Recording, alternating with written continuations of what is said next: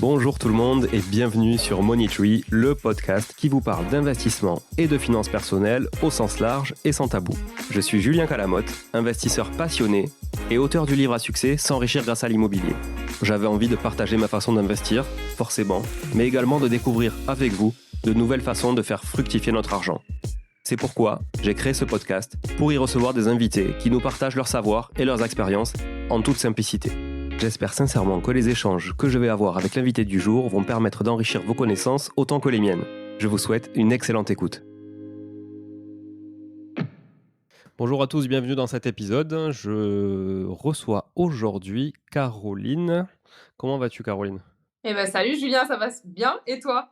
Ça va, je te remercie, impeccable. Il y a l'air de l'avoir pas mal de lumière chez toi, donc ça veut dire qu'il fait beau. Le sud de la France. Ok. T'es dans quel coin ? Je suis à Grasse dans les Alpes-Maritimes. Cool, ok. Voilà, derrière Grasse, Cannes, un peu plus dans les terres. Voilà. très connu pour ses parfums. Oui, c'est ça. Parfumerie. Capitale mondiale du parfum. Ouais, c'est ça. C'est ça, ok. Et il fait beau aujourd'hui, oui, en effet. Bon, il fait beau tout le temps. Et souvent.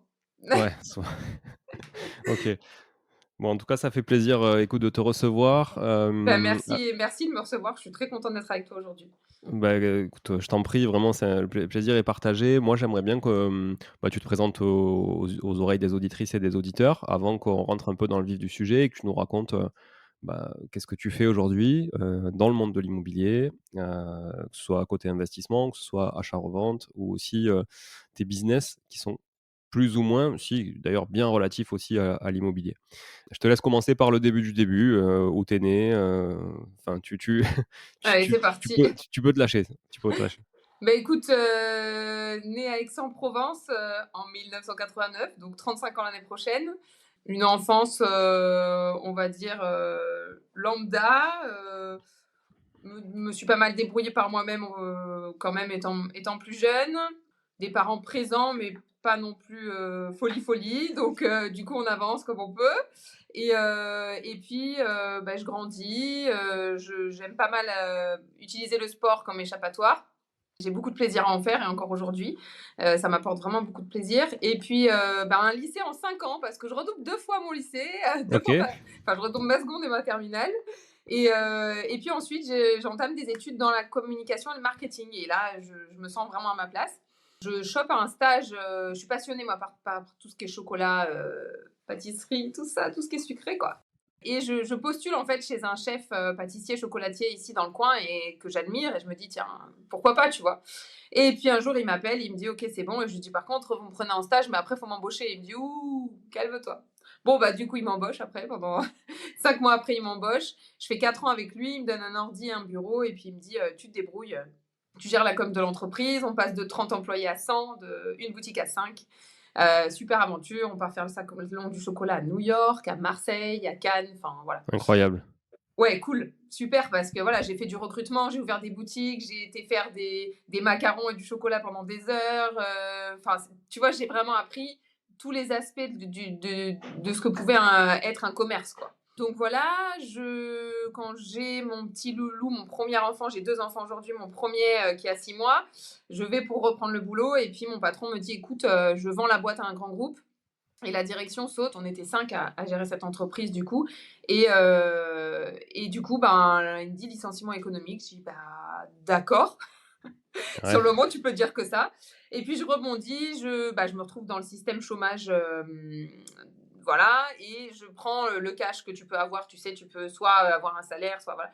Et je crée une boîte, je crée une marque de linge et déco pour bébés et enfants. Je crée ça en 2017. Je gère un petit peu tous les aspects, tout en m'occupant de mon loulou que je garde encore quelques jours par semaine. Et puis en 2019, je revends la boîte parce que je m'éclate pas à développer le côté commercial. J'ai adoré créer le concept, j'ai adoré en parler autour de moi, le vendre et tout ça, mais vraiment travailler sur les marges, le commercial, les choses comme ça m'a pas plus beauté que ça. Et puis à ce moment-là, Loïc, donc mon conjoint avec qui je suis depuis 15 ans, on se connaît depuis le collège en fait, lui a sa boîte de plomberie, on commence un petit peu à faire de l'IMO. Donc, en fait, il y a trop de choses sur les tableaux. J'arrive pas à développer ma petite boîte comme il faudrait parce que je mets pas assez de temps dessus. Donc, je la vends.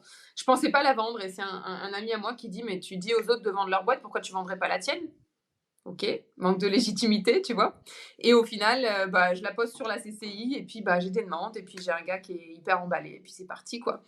Donc je revends ma boîte et puis là, en fait, on a eu un gros questionnement quand, notre petit loulou est arrivé, dans notre vie. On s'est dit en fait, le facteur temps va être vraiment du luxe. Parce qu'avoir du temps pour soi, du temps pour notre couple, alors qu'on vient d'être parents et qu'on gère des business, ça va être un peu plus compliqué. Donc on s'est dit qu'on voulait, avancer et corréler une activité, qui serait décorrélée de notre temps, justement. On tombe sur le livre de Yann Darwin, on le lit et ça résonne pour nous. Et donc on commence l'IMO, on se forme, et puis bah, voilà. Aujourd'hui, on a 6 lots en locatif, on a 2 en courte durée, 2 beaux classiques, et puis 2 locaux commerciaux, donc 6 lots en tout.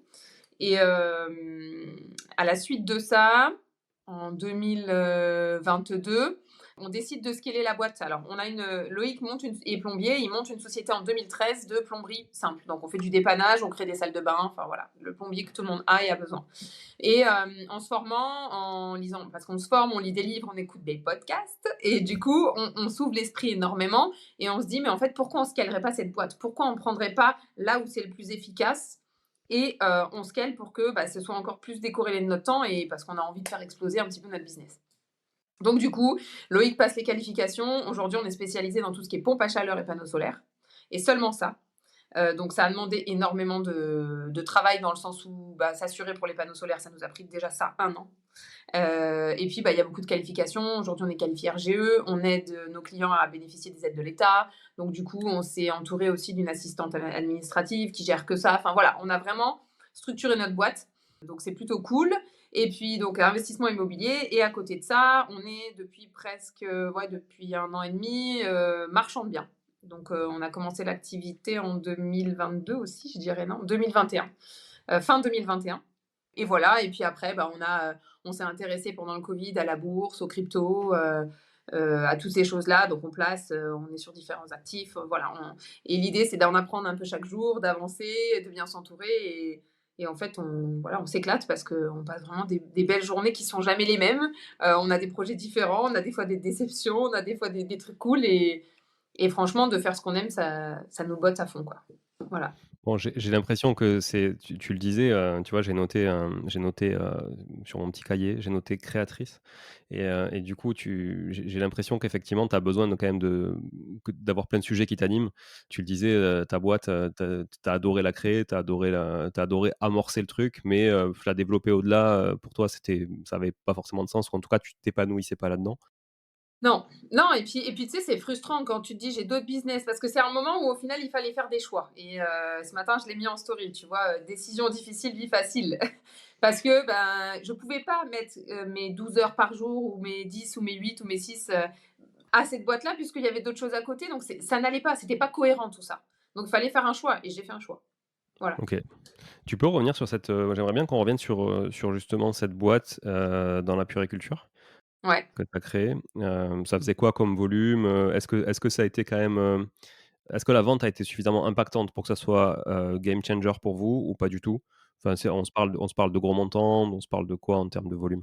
Non, non, non, non, franchement, j'avais investi 7 000 € dans cette boîte. Donc, en fait, l'idée, c'était de créer tout ce qui est lié au tissu, donc les gigoteuses, les petits paniers pour mettre sur ta table à langer, des choses comme ça. C'était réversible, c'était made in France, c'était créé juste au-dessus de chez moi. Enfin, tu vois, c'était, voilà, avec des tissus sympas. Donc, j'ai créé des prototypes avec ma maman qui fait de la déco.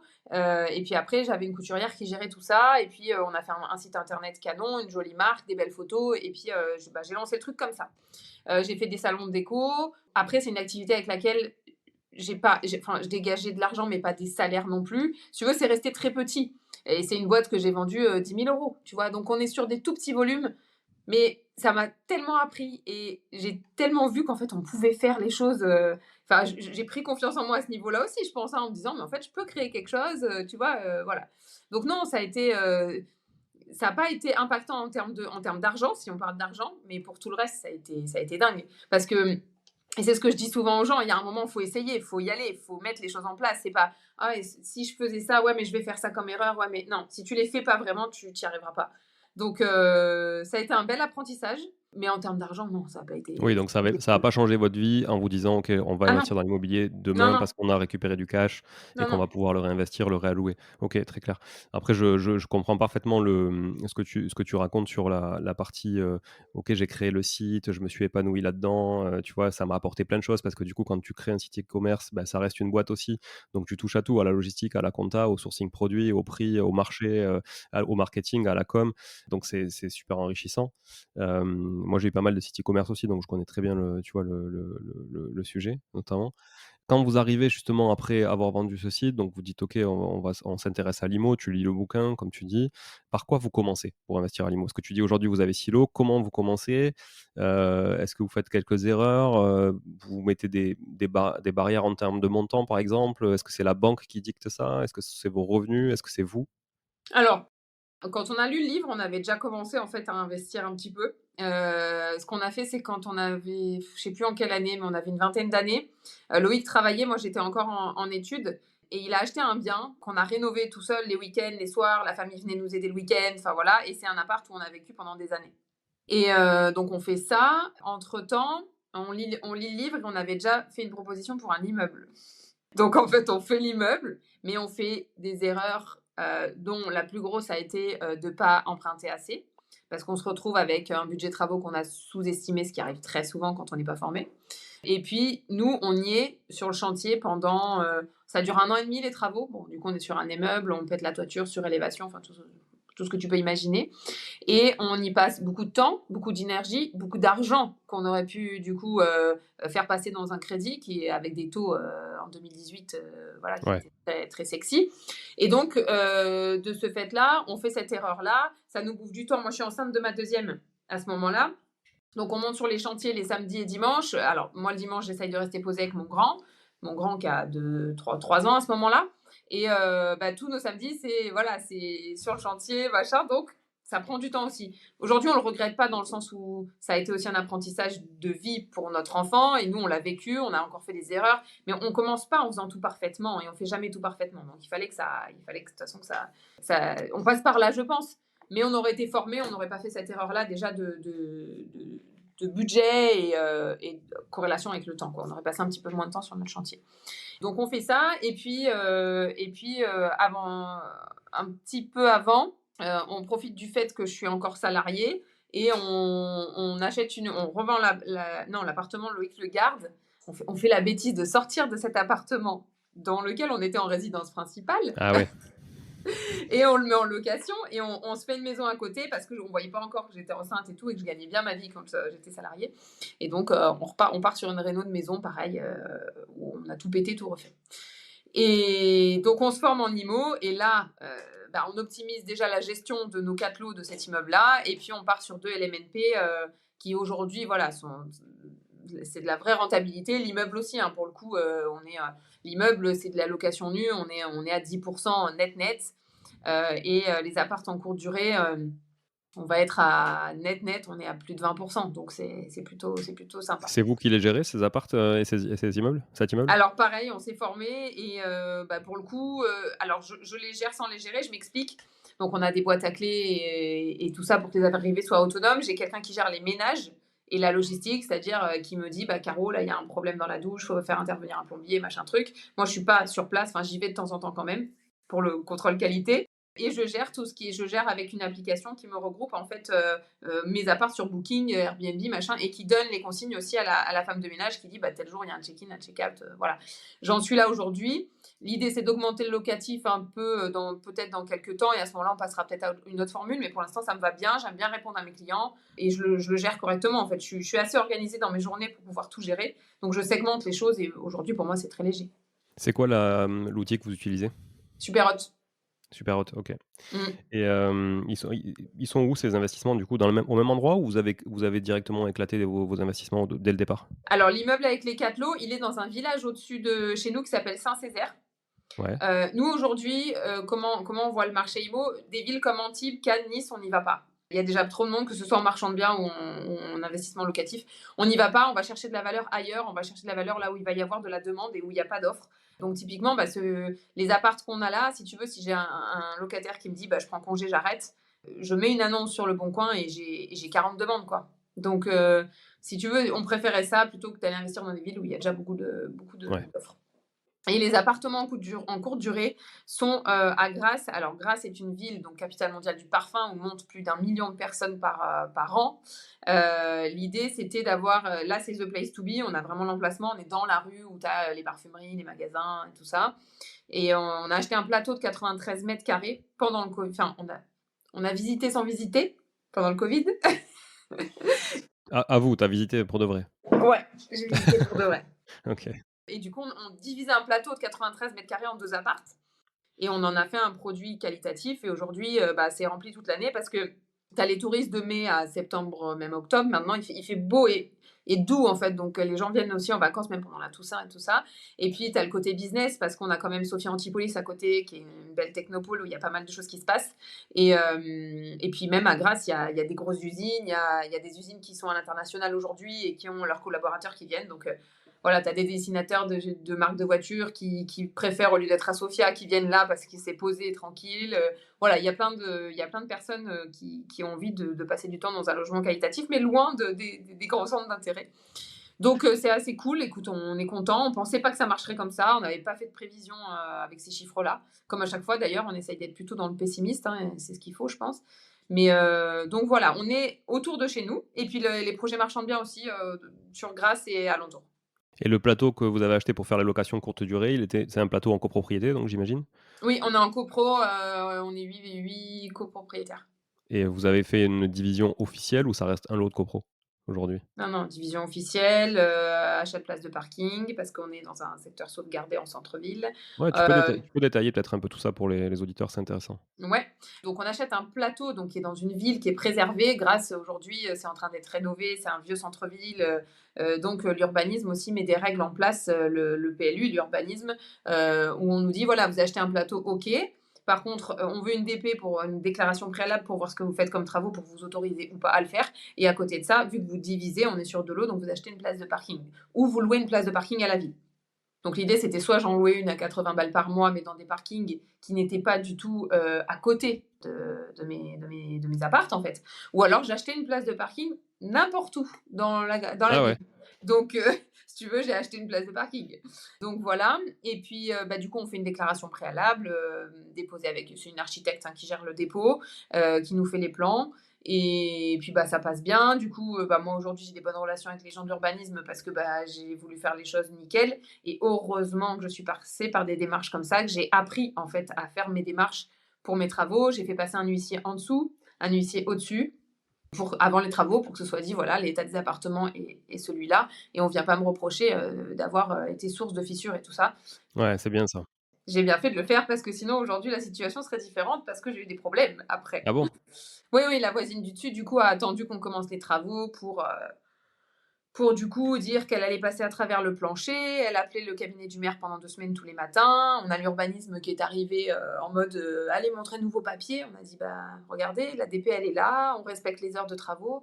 Et ils nous ont dit mais en fait des gens qui font les choses comme vous, il y en a pas beaucoup. Bah ouais, mais pour le coup on l'a fait vraiment bien. Et donc si tu veux, ça nous a apporté une vraie valeur ajoutée, même en termes de légitimité. Aujourd'hui quand je m'adresse à l'urbanisme, on considère ma demande parce que justement je suis restée dans les règles. Et d'après ce que je comprends, les 3 quarts des gens ne le font pas. Je te confirme. Je te Voilà. confirme et c'est le même cas quand tu es en secteur sauvegardé avec l'architecte des bâtiments de France. Il est très content quand tu fais les choses, de manière clean et en fait les gens trouvent qu'un ABF, c'est toujours chiant et en fait mais sauf que quand tu fais les trucs bien, il est beaucoup plus flexible avec toi qu'avec le mec qui le trouve chiant parce qu'en fait, il va C'est de suite ça. être en confrontation, en fait. Là, on est sur l'opération façade. Il y a une opération façade dans la ville, en fait, avec une petite réduction, Subvention? avec des subventions. Et pareil, oui, on est ABF, là, du coup, là où on est, dans le secteur où on est, c'est pareil, on fait les choses bien. Moi, j'ai eu l'idée de mutualiser, en fait, plusieurs copros pour qu'on fasse une façade unique, mais du coup, on réduit les coûts. Donc, on essaye d'avancer là-dessus. Ça me prend aujourd'hui un peu d'énergie, mais ça va donner de la valeur ajoutée à mon bien, donc j'ai aucun souci là-dessus.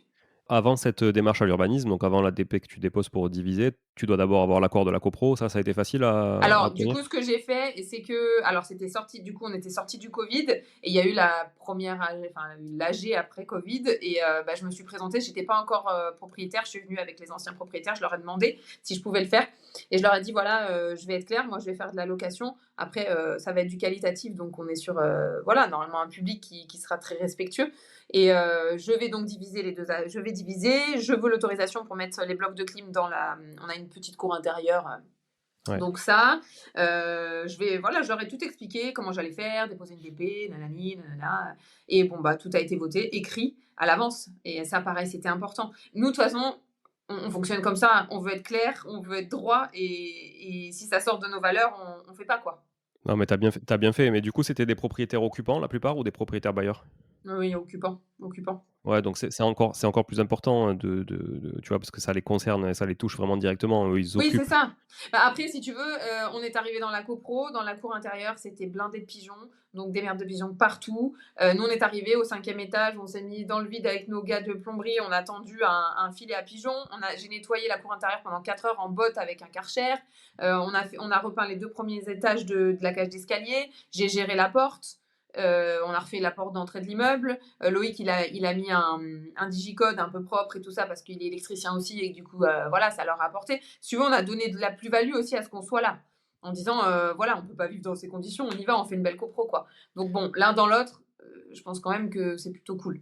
C'est un sujet intéressant ce que tu dis parce que souvent, les gens sont dans les copros, faut pas se mentir, sont anti-location courte durée, enfin anti-Airbnb, comme ils disent souvent. Mais t'en as Heu, qui sont anti là, hein, clairement. ouais, tu en as, mais en fait, ce qu'ils n'arrivent pas à saisir, c'est que toi, tu as encore plus d'intérêt qu'eux à ce que la copro soit nickel parce que tu es noté sur, le service que tu vas proposer à la personne qui va Tout à venir. fait. Alors que eux, clairement, bon, bah, c'est que pour leur petit confort, mais personne va noter le fait que ce soit dégueulasse devant leur porte, quoi, tu vois?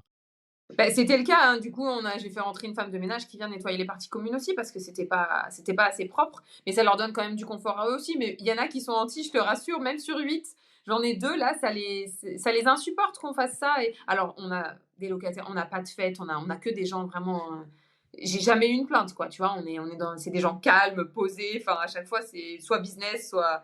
Mais ça les embête qu'on touche de l'argent pour ça. Ça les embête que voilà, qu'on soit ce qu'on est et c'est OK. Moi, j'en discute avec eux, je leur dis: «Bah, écoutez, c'est comme ça, moi j'ai tout fait voter, j'essaye de vous donner un maximum de confort, je discute avec vous, je suis claire avec vous.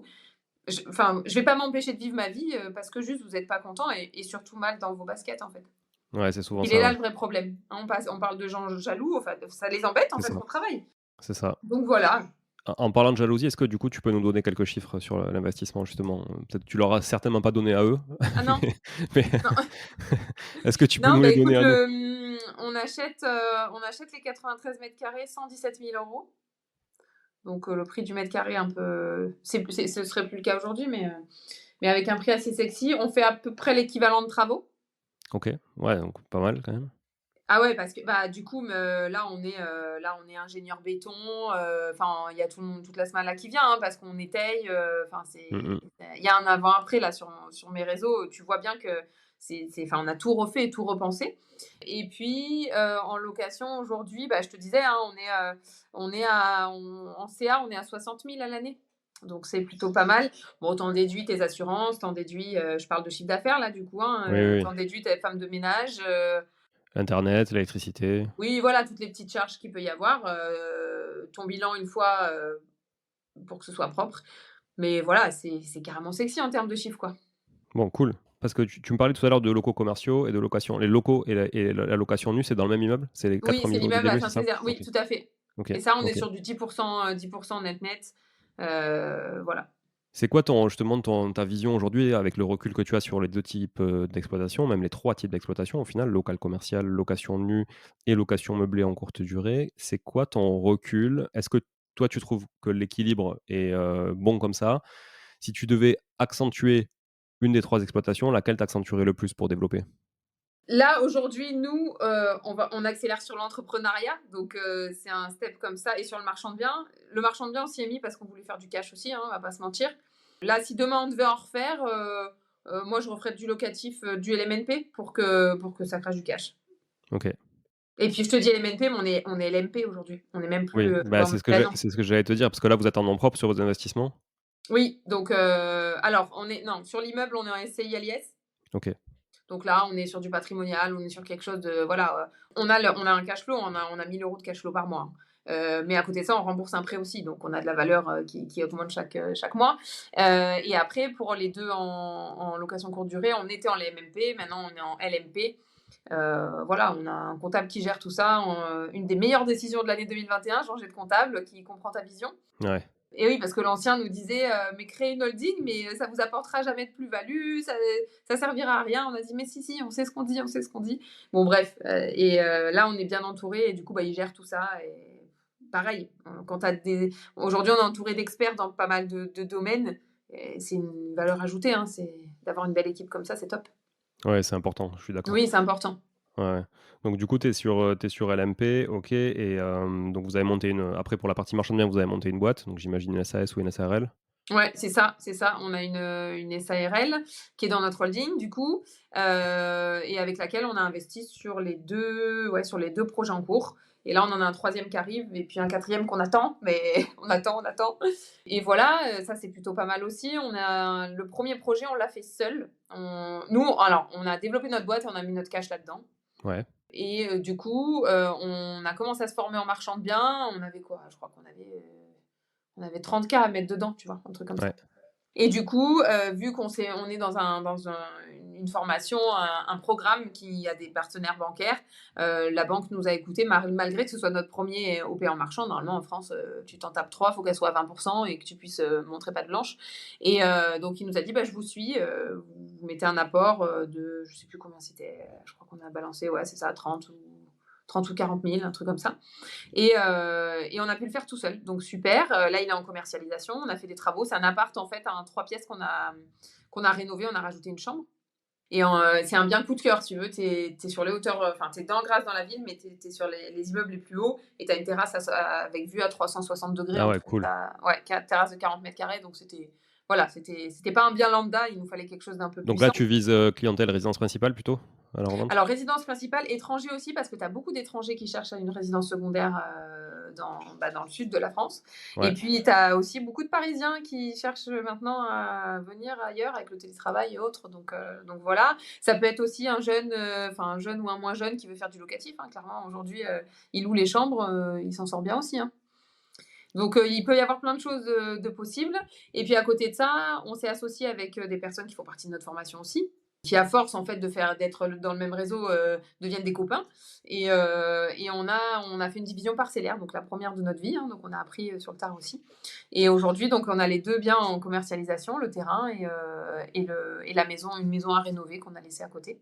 Comment vous commercialisez? Vous commercialisez en direct? Vous prenez l'agent qui vous a apporté, l'affaire au départ ou vous prenez d'autres agents avec qui vous avez l'habitude de travailler? Alors on prend l'agent qui nous a donné l'affaire au départ. Ouais. Maintenant, j'ai très peu de recul là-dessus puisque là, c'est commercialisé depuis quelques semaines, donc j'ai pas trop de recul. On va voir, on va peut-être faire évoluer. Là, je sais qu'on a des contrats qui vont jusqu'à la fin de l'année. Typiquement, l'appart, moi, j'aimerais bien le liquider. Donc si on va peut-être reprendre la main et enlever la com agence et du coup vendre un petit peu plus facilement. On délègue dans le sens où aujourd'hui, c'est par rapport à notre organisation et notre step de vie, on a plus de valeur ajoutée, nous, à mettre de l'énergie sur le développement d'autres choses que de faire des visites. Maintenant, si après on veut que ça s'accélère, on fera ce qu'il faut, quoi. On mettra le focus pendant le temps qu'il faut, de quelques semaines, et puis ce sera fait. Parce que là, tu l'as acheté quand, cet appart? Alors, on l'a acheté en mai 2023. On l'a commercialisé courant septembre. OK. Et donc là, on a des visites, mais c'est pas, voilà, c'est pas concluant pour le moment. Et tu arrives à identifier, pourquoi? Parce que c'est toujours complexe, je trouve, quand tu vois, ça bouge pas, tu te poses beaucoup de questions. Est-ce que c'est le prix? Est-ce que c'est la valeur créée? Est-ce que c'est juste la demande? Est-ce que c'est la conjoncture? Moi, je pense qu'il y a déjà beaucoup de profils différents alors, on enlève les personnes qui sont venues visiter, et qui, ne voulaient pas de marche alors que c'est au troisième étage, tu vois? Ouais. Ça déjà, on va enlever et puis après, je pense que la conjoncture, là, en ce moment, fin d'année, avec, tout ce qu'on peut regarder à la télé, si on regarde la télé, je pense que voilà, il y a beaucoup de gens qui ont peur de plein de choses, et qu'on est dans un moment où on passe pas trop à l'action. En tout cas, pour le panel, enfin voilà, pour les 80% des gens, Ouais, ouais, ouais. ce qui ne veut pas dire de ne pas passer à l'action, nous, en avançant dans le marchand de biens, dans l'IMO, dans tout, en fait, dans tous tes projets, c'est pas l'idée, mais je pense que la majorité des gens aujourd'hui ont du mal à passer à l'action parce que, bah, ils sont plus en mode, j'attends et puis il y a Noël qui arrive, donc il me faut du budget pour Noël et puis je peux pas prendre de risques et tout ce que tu veux. OK. En vrai, fausses excuses et enfin pour moi, excuse-moi, c'est voilà, moi je fonctionne pas du tout comme ça et j'ai du mal à le concevoir, mais c'est OK. Et à côté de ça, peut-être que certains s'attendent à ce que le prix soit un petit peu moins élevé, mais on est quand même l'idée, c'est de faire du liquide rapide, hein, donc on est en corrélation avec le marché au niveau du prix. Donc on va voir, là, en fait, on est en train de prendre de l'expérience. C'est une activité qui est récente pour nous, en tout cas de commercialiser. Donc on va prendre une expérience, on va regarder ce que ça donne, on va faire le point, on va se remettre en question et puis on va prendre d'autres façons de faire si ça marche pas. OK, ouais, très clair. C'est intéressant comme démarche. Il y a un truc qui peut te mettre la pression, c'est les frais intercalaires, donc tout ce qui est taux Pour cet d'intérêt, en gros. appartement-là, Ouais, oui. pour cet appartement. C'est pour ça que je te disais que je voulais le liquider parce qu'on a des frais bancaires du coup. Alors que sur l'autre opération, non, on s'est associés. Nous, on a porté le projet et mené le projet à bien tout le long. Et les autres sont des associés financiers, donc c'est eux qui ont mis les fonds et nous, on récupère une partie, eux une autre. Donc là, j'ai moins de pression, même si j'y mets tout mon cœur et que je veux que ce soit commercialisé. Mais ça, c'est en commercialisation depuis même pas un mois. Donc pour l'instant, il y a des visites, on discute. Enfin, tu vois, je me mets pas de pression, quoi. C'est quoi ton coût, tes intérêts, mensuels, ils sont de combien sur ce projet? Et ben la question est bonne, hein, faudrait que j'aille regarder sur mon fichier. Ouais. Bon, ça va, c'est que ça te met pas trop la pression alors si tu le connais pas? Non, non, non, franchement, c'est cohérent. Je t'avoue que Loïc gère beaucoup plus ce côté-là que moi. Ouais, Mais non, non, c'est pas, ça va, on est bien. OK, bon ça va. Et sur le deal avec les investisseurs du coup qui sont passifs, donc dans tes autres opérations là, les plus Ouais. récentes, c'est quoi le deal avec eux? Vous rémunérez à combien par exemple, Alors, on est sur une opération, il a fallu poser, je vais pas être très précise, mais je pense 420 000 euros. Mmh. Donc nous, on met notre cash, du coup, dans notre boîte. Après, on met le petit peu de cash qui nous reste dans le projet. On a dit non, là, voilà. Et on trouve l'OP et on leur propose l'OP avec les chiffres. On leur donne les chiffres et puis on leur dit, voilà, qui est chaud. Et ben en 30 minutes, ils étaient chauds. Donc super. Donc l'idée, c'est que eux, ils ont apporté un apport. À côté de ça, nous, on détient quand même 50% enfin, on va récupérer 50% de la marge, eux 50% qui vont se diviser. Et puis après, on a quelqu'un en Love Money qui est venu apporter les 300 000 qui restaient. OK, et lui, c'est quoi son intérêt? À qui? Ah, celui qui apporte les 300 000 si du coup il se Ah, partage pas? bah, on le rémunère à 8% annuel. OK, donc C'est de lui il est l'argent, c'est vraiment une ouais, personne lui qui il a est de vrai l'argent en cash et qui aujourd'hui ne le fait pas travailler du tout. À 8% par an, bah, elle fait travailler quoi. OK, ouais, donc si je résume bien, si tu reprends un modèle par exemple bancaire, donc vous êtes, l'opérateur, on va dire, vous Oui, faites, le boulot. Ensuite, il y a un mec qui vient et qui met l'équivalent des fonds propres quoi, l'équivalent d'un apport, qui permet de faire levier pour aller chercher les 300 000 supplémentaires, qui lui se substitue finalement à la banque quoi. oui, c'est ça. OK. Donc lui, il a un modèle de rémunération de type banque avec des intérêts, donc contrat d'emprunt obligataire, un truc comme ça, j'imagine. Par contre, les premiers sont associés au capital et du coup, vous dealez comme ça Oui, 50-50. on a OK. une société ensemble, en fait, Ouais, hein, OK. avec ces associés-là, hein, du départ. Ouais. Donc, et l'idée, c'est que ce qu'il faut se dire, c'est que ça, en fait, nous, on le fait pas parce que c'est exceptionnel, hein, on le fait parce qu'on a tous ça autour de nous. Hein. On a tous des gens autour de nous qui travaillent, qui font pas travailler leur cash et qui en ont sur leur compte. Ils te disent, j'ai mon livret A, donc tu leur expliques que le livret A, il est quand même bouffé par l'inflation, voire bouffé fois 2 par l'inflation selon les années. Et en fait, on a tous autour de nous des gens qui peuvent envoyer de la love money comme ça. Ouais. Ouais, ouais, c'est clair, c'est Et clair. c'est un échange qui est sain parce que si tu veux, du coup, toi, tu apportes aussi ton évaluation de tout ça. Tu t'apprends des choses aussi à cette personne-là qui, elle, va faire travailler son cash. Mais enfin, c'est donnant-donnant et c'est plutôt cool. Enfin, moi, j'aime bien l'expérience aussi. Je trouve ça Ouais, je intéressant. suis d'accord. Je suis d'accord. Je le fais aussi sur des projets, quand les projets sont notamment trop petits pour se faire financer par des pôles IMO avec qui on a Ouais, l'habitude de travailler. Je le fais effectivement sur du contrat d'emprunt obligataire. Je trouve que ça implique davantage les gens, hein, qu'une banque. Une banque, en vrai, elle est pas vraiment impliquée dans ton projet, elle s'en fout un peu. Enfin, ah l'idée, bah c'est que complètement. tu délivres les chiffres et puis c'est tout. Et là, je trouve qu'il y a une relation un peu plus humaine, un truc un peu plus sympa. Et du coup, même toi, tu te sens un peu plus redevable aussi parce que tu as des gens qui te font confiance et ils te font confiance parce que c'est toi, pas parce que c'est le projet. Il y a aussi ça. Et je trouve que ouais, la relation est vraiment différente Et qu'avec une même banque. l'association, si on parle des valeurs humaines, c'est dingue. Enfin, là, tu vois, nos associés, donc ils sont dans le nord de la France, certains, et puis d'autres, parce que du coup, ils sont trois. Hein, ils ont mis des petites sommes chacun. Et l'idée, c'est que bah là, il y en a, ceux du Nord sont venus l'autre jour parce qu'on a fait un événement suite avec notre formation et tout ça. Nous, on est ambassadeur de la région pour les marchands de biens de notre région du programme dans lequel on est. Et du coup, on a fait un événement et bah, ils sont venus, ils ont vu leur projet, ils étaient trop contents, on a partagé, on s'est fait une bouffe où on a discuté un peu de la suite. Enfin, tu vois, ça crée quand même beaucoup de valeur quoi, Ouais. humaine et nous, ça, on aime bien. On aime Bon, bien. c'est cool. Franchement, c'est Mmh. bien. C'est très, très chouette. En tout cas, je partage, le système parce que je te dis pour le vivre, je trouve ça très intéressant. C'est quoi l'idée, vous, demain? C'est de démultiplier le marchand de biens? C'est, de développer encore plus la boîte de plomberie? Qu'est-ce que vous avez en tête avec, Loïc? Bah, les 2. Les 2. Clairement les 2. Aujourd'hui, bah, on est 2, on va dans le même sens et on a le même état d'esprit, donc ça, c'est déjà une belle force. On va développer les 2 parce qu'aujourd'hui, on se rend compte qu'en fait, tout est possible, quoi. C'est dingue.